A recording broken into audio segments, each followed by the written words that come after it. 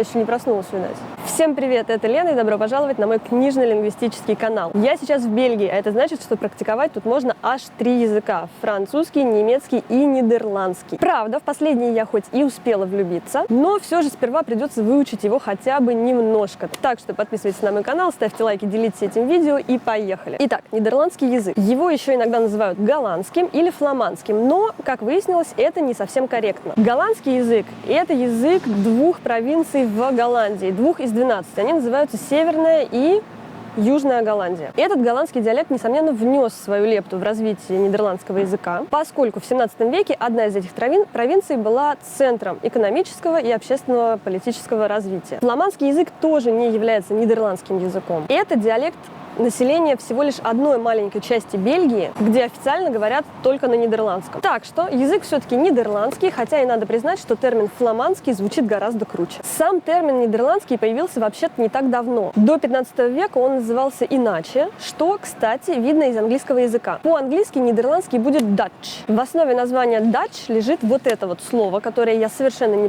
понимаю, как читается. А произошло это слово от немецкого, от германского народ. Время шло, все менялось. И в какой-то момент мы получили вот это название. И переводится это очень просто. Язык своего народа. Простенько и со вкусом. Оса. Кстати, кроме Нидерландов и Бельгии, на этом языке говорят еще в Суринаме и на Нидерландских Антильских островах. Итак, нидерландский язык – это германский язык, а значит, он родственник немецкого.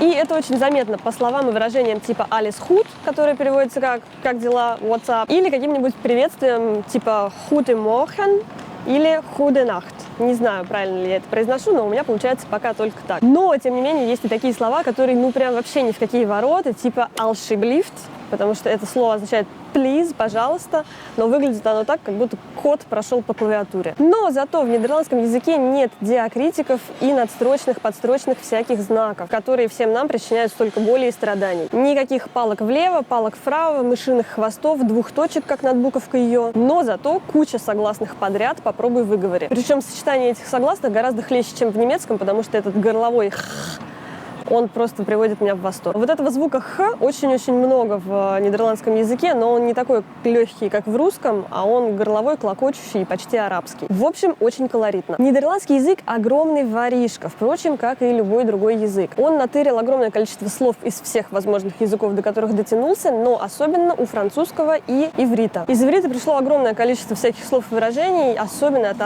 относится ко всем возможным разговорным и сленговым словам.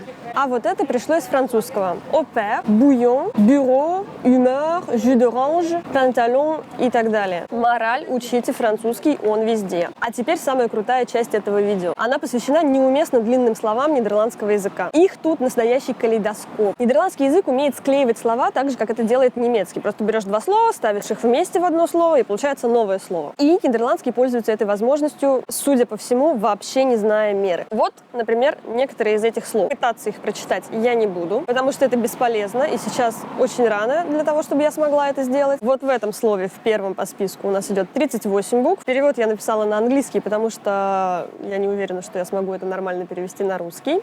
Во втором слове 41 буква, а вот в этом 35. Разумеется, все это примеры не из обычной человеческой жизни, и люди так реально вроде как не говорят. А все это из мира бюрократов-роботов. Проходите уже, проходите.